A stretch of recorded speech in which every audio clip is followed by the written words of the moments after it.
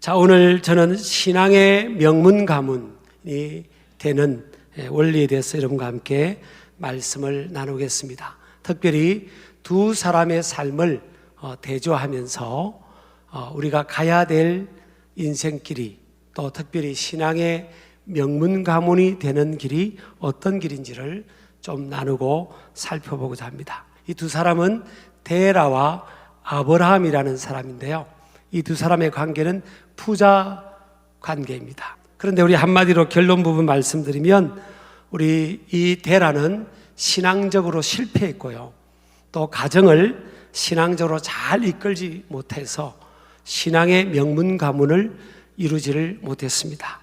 특별히 아담의 19대 손이고 노아의 자손이고 셈의 후손임에도 불구하고 그는 여호수아서 24장 2절에 보니까 강 건너편에 다른 신들을 거주하면서 섬겼더라.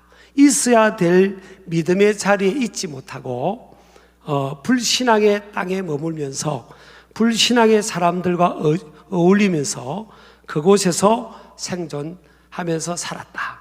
그 결과로 그는 굉장히 삶의 현장에 고통이 찾아왔습니다. 물론 살아가면서 우리가 겪는 고통이 우리가 잘못 살아가서 주어진 고통이 원인인 것은 아닙니다. 그런 경우도 있지만 그렇지 않은 경우들이 꽤 많습니다. 그런데 이 아브라함에게 그 메소포타미아 갈대아 우르에 있을 때 하나님께서 아버지 데라가 아닌 아브라함에게 말씀으로 찾아오셨어요. 그래서 사도행전 2장에 보면 아브라함이 하란에 있기 전 메소포타미아에 있을 때 영광의 하나님이 그에게 보여, 성경에 보면요, 영어 성경에도 보면 The God of Glory appeared to him 했습니다. 하나님께서, 영광의 하나님께서 아브라함에게 나타났다는 거예요. 뭐로 나타났죠?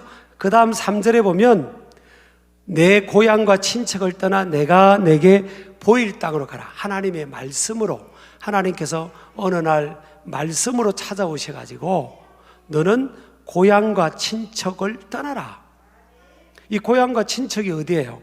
갈대아 우르. 아버지와 함께 지금 정착해 살던 이 갈대아 우르를 떠나라는 겁니다. 그래서 아브라함이 누구와 떠나는가 하면 아버지 데라와 함께, 아버지가 있고 어머니가 언급이 안 되는 거 보니까 아버지도 그때 혼자가 됐던 것 같고요, 아버지 데라와 그 하란, 그 아브라함의 형제였던 하란의 아들, 아버지가 죽고 이제 혼자 된 아들 조카 롯과 또 아브라함의 부인 사레와, 나중에 이름이 사라로 바뀌죠, 열국의 의미로.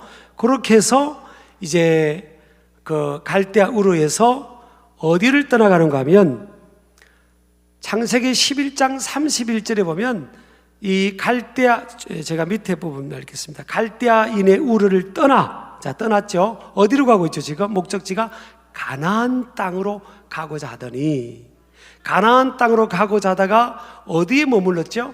하란에 이르렀다. 자, 여기 갈대아 우르에서 목적지는, 최종 목적지는 가나안 땅이에요. 근데 중간 지점에 어디에 머물렀죠? 하란 땅. 하란에서 이 가나안 땅까지 약 480km 좀 떨어진, 여기서 서울에서 부산보다 조금 더 먼 거리, 그 땅이라는 거예요. 거기에 이제 하란에 머무른 겁니다. 왜냐하면 아버지가 이제 그 땅에 아마 머무르기를 원했던 것 같아요. 아버지의 뭐 컨디션 때문이든 아버지가 그곳에 좀 있자고 했던, 어쨌든 그곳에 머무릅니다. 최종 목적지까지 가지를 못해요. 근데 가만히 보면요, 하나님께서 왜 아브라함으로 하여금 갈대아 우르라는 그 고향 땅으로부터 이끌어내었을까? 여러분, 우리가 믿음의 내면이, 이게 영적 질서가 무너지면, 영적 질서가 무너진 상태에서 바라보는 사물과 환경과 어떤 관점은요, 옳지 않을 가능성이, 쉽게 말하면 잘못 판단할 가능성이 굉장히 많습니다. 그래서 하나님께서 잘못 판단하고 살던 그 데라, 아브라함의 아버지 데라가 살던 그 갈대아 우르에서 하나님께서 아브라함을 불러내신 겁니다. 자, 아브라함을 불러내실 때 그냥 아브라함 한 사람을 구원하기 위해서 불러내신 것이 아니라 하나님은 어떤 하나님이라고요? 포기하지 않는 하나님인데, 하나님은 아버지 데라를 통해서 열국의 어미 역할을 하고 아비의 역할을 하고 그 부인은 어미의 역할을 해서 전 세계를 구원하기를 원했지만 그걸 못 감당했잖아요. 그러니까 하나님은 아들 다시 아브라함을 포기하지 않고 불러내시는 하나님이에요. 그래서 하나님은 택한 백성을 포기하지 않는 하나님이시고요, 구원의 역사를 위해 또 사람을 부르시는 하나님인 줄을 믿으시기 바랍니다. 자, 아까 제가 징계라는 것을 말씀을 잠깐 단어를 언급했는데, 하나님의 택한 백성들이 사명을 따라 살지 않고 불신앙을 따라 살아가면 어떤 일이 일어나는가 하면요, 고통이 찾아옵니다. 여러분, 고통이 다 그것이 원인이 아니라고 제가 먼저 전제를 깔았어요. 그럼 오늘 주제는 이 징계의 부분이 분명히 극복이 돼야 되기 때문에, 하나님의 택한 백성이, 사명이 있는 백성들이 엉뚱한 길로 가면 하나님께서 가만히 놔두면 뭐예요? 그건 버려진 인생이고 유기된 인생입니다. 하나님은 자녀를 버리지 않기 때문에, 택한 백성을 버리지 않기 때문에 징계를 통해서 그를 이끌어 오시는 거예요. 이스라엘 민족도 보면 뭐 나라가 망하기도 하고요, 고난을 겪기도 하고 얼마나 많은 고통이 있습니까? 그 고통을 통해서 하나님은 우리를, 저와 여러분뿐만 아니라 하나님 사람들을, 주의 백성들을 만들어 가신 줄 믿으시기 바랍니다. 세 번째, 징계는 당장에는 슬픔을 가져오지만 징계를 통한 연단 뒤에는 의와 평강의 열매를 맺게 한다. 히브리서 12장 11절 보면, 무릇 징계가 당시에는 즐거워 보이지 않고 슬퍼 보이나 후에 그로 말미암아 연단받은 자들은 의와 평강의 열매를 맺는다 했습니다. 징계가 매맞는 게 누가 즐거운 사람이 있겠어요? 고통이고 슬픔이죠. 그러나 그것을 잘 감당한 사람, 연단받았다는 것을 잘 감당하면 의와 평강의 열매를 맺는다. 열매 맺는 인생이 징계를 통해서 되게 하신다 하는 것을 믿으시기 바랍니다. 그래서 아버지 데라는 결단하지 못하고 하란 땅의 중간에 이제 머물러 버렸지만, 여러분, 아브라함의 결단을 우리가 주목해 보려고 합니다. 아브라함 보세요. 아브라함은 말씀을 통해 하나님의 부르심을 체험합니다. 여러분, 대부분 하나님을 체험할 때요, 여러 가지 체험도 있지만 일반적 보편적 체험이 말씀이에요. 우리에게는 구약에 있는 이스라엘 백성들, 아브라함은 보면 학자들이 하면 BC 2166년경에 태어났대요. 지금으로 하면 약 4200년 가까운 그 시점에 살았던 실존 인물이죠. 근데 그때는 이렇게 우리 신구약 66권이 아브라함에게는 있지를 않았어요. 그러니까 하나님께서 초자연적으로 찾아오시든지, 뭐 천사를 통해 오시든지, 아니면 뭐 구약에는 하나님의 뭐 위대한 성령 충만한 선지자를 통해서 하나님이 주신 말씀을 그대로 대언했죠. 자고 하나 털리지 않게 그냥 딱 대언을 했지 않습니까? 오늘날은 신구약 성경이 다 있고, 이 기록된 말씀을 통해 우리는 일반적으로 보편적으로 하나님의 말씀을 통해 하나님을 만나고 체험합니다. 또 이 말씀을 가지고 말씀을 선포하고 설교하는 그 말씀을 들으면서 성령의 감동으로 또 하나님을 우리가 체험하죠. 창세기 12장 1절 거기 보면, 여호와께서 아브라함에게 이르시되 너는 너의 고향과 친척과 아버지의 집을 떠나 내가 내게 보여줄 땅으로 가라 그랬습니다. 여기서 여호와께서 이르시되, 이 이르시다는 말은 말씀하다 이런 거죠. 하나님께서 뭐 했다는 거죠? 말씀하다. 따라합시다. 말씀하시다. 말씀하시다는 거죠. 여호와께서 말씀하시되, 가라사대 이런 뜻이잖아요. 근데 이 뜻의 이 단어를 보면 히브리어로 아마르라는 단어입니다. 굉장히 중요한 단어입니다. 굉장히 중요한 단어예요. 이 아마르라는 단어가 사용되고 있어요. 이 아마르라는 단어는 그냥 일반적, 보편적으로 말할 때예요. 예를 들어 예를 듭니다. 제가 많은 여러분들 앞에서 제가 설교할 때 누구 한 사람이 앞에 있는 어떤 권사님 한 분, 뭐 집사님 한 사람한테 제가 말하는 게 아니잖아요. 그냥 일반적으로 많은 사람들에게 말씀한 거잖아요. 그것처럼 이 히브리어로 이 아마르라는 단어는 일반적으로 또 많은 사람들에게 보편적으로 하신 말씀이에요. 그러니까 하나님은요, 말씀하시는 하나님이신데, 하나님은 아브라함이 살던 시대, 자, 갈대아 우르에 살고 있어요. 아브라함만 살고 있는 게 아니겠죠. 그곳에는 또 다른 사람들이 살고 있고, 또 다른 후손들이 살고 있고, 그랬을 거 아닙니까? 그런데 하나님은 다른 사람에게도 말씀했고, 아브라함에게도 하나님께서 개인적으로 말씀하신 거겠죠. 그게 아마르라고 표현되어 있으니까. 근데 이 하나님께서 말씀하신 것을요, 창세기 12장 4절 보면 아브라함이 그 하나님의 말씀을 개인적으로 결단합니다. 자, 12장 4절 보세요. 이에 아브라함이 여호와의 말씀을 뭐라고요? 따라갔고, 여기도 뭐가 나오죠? 말씀이 나옵니다. 아까 앞에도 여호와께서 말씀하시되, 이르시되가 말씀하신 거고, 뒤에도 여호와의 말씀이 나오죠. 말씀. 여기서의 이 말씀은요, 히브리어로 다른 단어가 사용됩니다. 다바르라는 단어가 사용돼요. 이 다바라는 구약 성경을 헬라어로 번역한 최초의 성경이 70인역인데 거기에 보면 레마라는 단어가 헬라어로 나옵니다. 레마. 그러니까 자, 저를 보세요. 하나님께서 아브라함에게도 말씀하시고 다른 사람에게도 말씀하십니다. 아마르로 여러 사람들에게 말씀했는데 아브라함은 어떻게 들었는가 하면 하나님의 말씀을 듣고 만 게 아니고, 아, 저분이 하신 말씀이 나한테 주시는 절대적 명령이구나, 지금 나한테 하시는 말씀이구나, 이렇게 받아들인 겁니다. 그리고 그 말씀을 따라 아브라함은 뭘 했는가 하면요, 결단을 합니다. 그래서 아브라함은 말씀을 듣고, 세 번째 보면요, 듣고 만 것이 아닌 결단함으로 말씀의 인도를 따라 순종합니다. 그래서 우리 아까 창세기 12장 4절에 다시 보면 이에 아브라함이, 아직까지는 아브라함이 아니고요, 아브라함이라고 합니다. 이에 아브라함이 여호와의 말씀을 따라갔고 라는 단어가 있어요. 따라갔고는 단어는 히브리어로 찾아보니까 얄라크라는 단어, 얄라크. 한번 히브리어 한번 배워보겠습니다. 얄라크. 이게 굉장히 중요해요. 위험과 모험을 뚫고 전진하다, 이런 뜻이에요. 그리고 시제가요, 연속적입니다. 한 번이 원타임이 아니에요. 원타임이 아닙니다. 계속적으로 연속적으로 하나님 말씀을 따라서 전진하는 것을 말합니다. 그러니까 하나님의 말씀은 고착되어 있는 게 아니에요. 하나님 말씀의 특징은 능동성, 진취성, 역동성입니다. 하나님 말씀은 살아있고 운동력이 있다 했잖아요. 하나님 말씀 살아있어요. 하나님 말씀이 선포되면요, 각 사람에게 하나님께서 말씀해 주시는 거예요. 그래서 어떤 때는 여러분 그렇지 않아요? 아니, 오늘 목사님이 나더라고 하는 것 같아.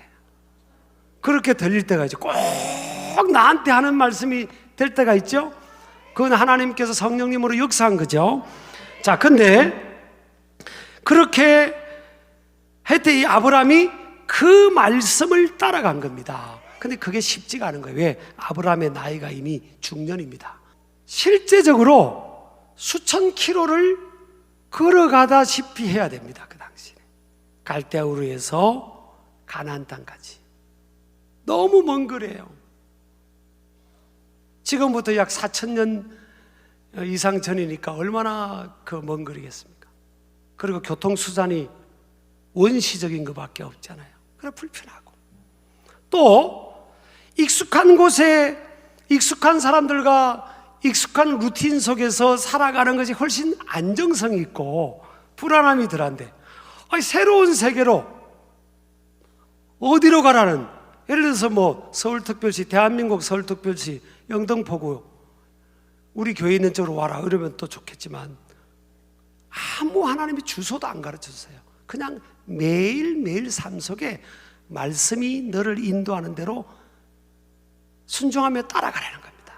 이게 쉬운 게 아니에요. 그래서 이게 위험과 모험을 뚫고 전진하다는 얄라크라는 단어가 있는 겁니다. 여러분요, 신앙생활은 아브라함만이 아니에요. 오늘날 저와 여러분의 신앙생활도 믿음으로 생명의 길을 가고요, 믿음의 길을 가고 주님 뜻을 따라 살아가는 길이 편안한 길이라고요? 절대 그렇지 않습니다. 신앙의 여정은 그때나 지금이냐 모험입니다. 도전입니다. 자, 그래서 하나님께서 그렇게 말씀을 따라가면 얄라크 신앙, 이 얄라크란 단어는 아주 중요합니다. 이 모험과 도전을 가지고 믿음으로 다 돌파해가고 전진해 가면 어떤 하나님께서 아브라함의 삶 속에 변화와 축복을 약속했는가 하면 6가지로 약속합니다. 이 짧은 창세기 12장 2절부터요 6가지 축복을 약속하는데 어마어마한 축복입니다. 자, 이제 6가지를 한번 나눠보겠습니다. 자, 첫 번째는요, 큰 민족을 이루리라. 이 아브라함이란 뜻, 아브라함이란 뜻이요, 히브리어로 아버지를 뜻하는 아빠하고 아부하고 비슷하죠.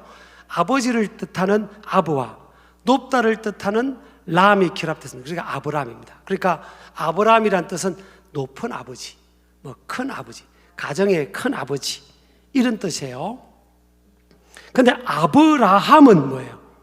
아버지를 뜻하는 아브에다가 많은 뜻하는 라브, 풍부한 이라는 뜻을 가진 함이 결합된 단어로 무수히 많은 아버지, 즉 뭐예요? 따라합시다. 열국의 아버지. 세상에 되는 것이 없는 그 아버지 데라와 함께 살아갈 때는 인생에 되는 것이 없던 집안이었습니다. 정말 되는 것이 없었어요. 그런데 아브라함은 뭡니까? 무수히 많은 것을 가진 모든 나라의, 모든 민족의 아버지. 근데 하나님께서 큰 민족을 이루리라 그랬잖아요.